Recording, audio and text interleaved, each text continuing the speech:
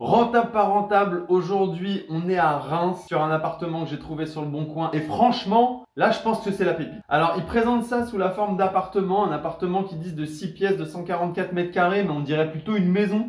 Des très grands espaces comme ça, quelque chose qui a l'air quand même plutôt méga giga cool. Cool parce qu'il n'y a pas l'air d'avoir beaucoup de travaux à faire, il y a des pièces qui sont quand même assez sympas.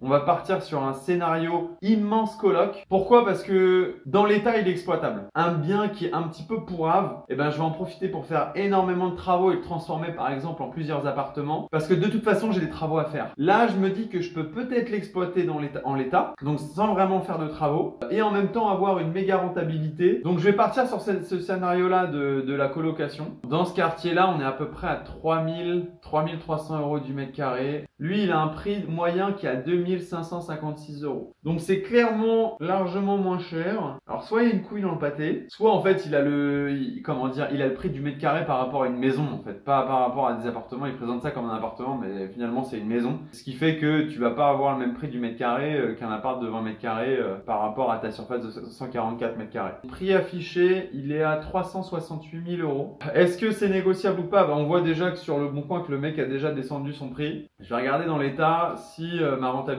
elle est intéressante. Au niveau des travaux, alors, il y a marqué un bureau ou chambre au rez-de-chaussée et 2 chambres en souplex. Donc là, pour l'instant, il y a 3 chambres, un salon en souplex. Le salon en souplex, ça peut être transformé en nouvelle chambre. Je peux avoir 4 chambres pour 144 mètres carrés. Combien il y a de salles d'eau? Ça, c'est la grosse question. Un WC, il n'y a qu'un seul WC, ça me casse un peu les pieds. Une salle de bain, un WC. Ce que je pense faire, c'est avoir 4 colocataires, réaménager la salle d'eau. On va partir sur des travaux à 10 000 euros, du mobilier, des choses comme ça, et puis peut-être des petits travaux pour les salles d'eau. J'ai un projet total à 405 600 euros, avec un apport demandé à 80 000 euros. Si je fais un emprunt sur 25 ans, ça me coûte 1573 euros. Et combien coûte une location à Reims? Pour un grand studio, on est à 510 euros, 500, 550 euros, c'est minimum 500 balles. Et ben moi, tu vois, je vais faire 550 balles parce que je vais essayer de faire un truc un petit peu luxueux, un petit peu sympa. J'ai 2200 euros de loyer qui tombe tous les mois. Avec un crédit qui me coûte 1573 euros, ça fait un cash flow brut de 625 euros, une rentabilité brute de 6,5%. Je pense que pour être sur la méga opération, un truc vraiment genre badass,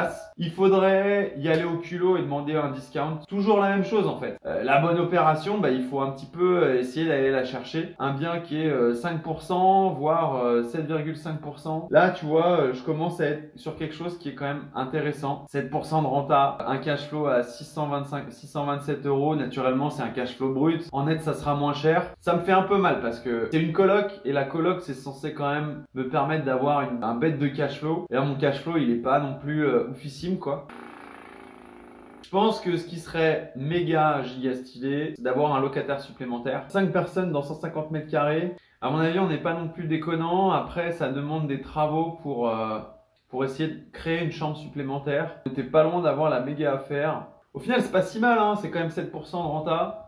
Putain, je suis dépité quoi. Ça avait l'air d'un méga deal, un truc vraiment méga intéressant. Et au final, comment moi j'ai construit le projet, mais ça se trouve c'est pas la meilleure technique. C'est pas si ouf. Pourquoi c'est pas si ouf? Parce que cash flow brut, c'est du cash flow brut, c'est pas du cash flow net. Donc finalement, je toucherai pas grand chose tous les mois pour un truc à gérer avec 5 colocataires, etc. Enfin, il y a quand même un petit risque, hein, parce que les 5 colocataires, faut les trouver, il faut tout le temps les avoir. Ça aurait été dingue si avec les 5 colocataires, j'avais pu avoir, enfin 4 colocataires, pardon, j'aurais pu avoir un bon cash flow. Parce que derrière, si jamais quelqu'un est pas là, il y a une vacance, derrière les autres couvrent et me permettent d'être neutre dans mon coût. Tu vois, le but, c'est avec les 3 premières personnes, t'es neutre. Et le 4e te ramène tes floues qui fait que t'es en bon positif à la fin du mois. Là, je sais même pas si c'est le cas dans cette situation-là, je ne pense pas. Donc, pour cette raison, malheureusement, je dis non à cette colocation. Si toi, t'avais une meilleure stratégie pour ce bien, n'hésite pas à la mettre en commentaire. Peut-être que tu verras des choses que j'ai pas vues. Si tu veux qu'on vise une ville pour le prochain rentable pas rentable, pareil, tu la notes en commentaire. D'ici là, les amigos, je vous dis à bientôt.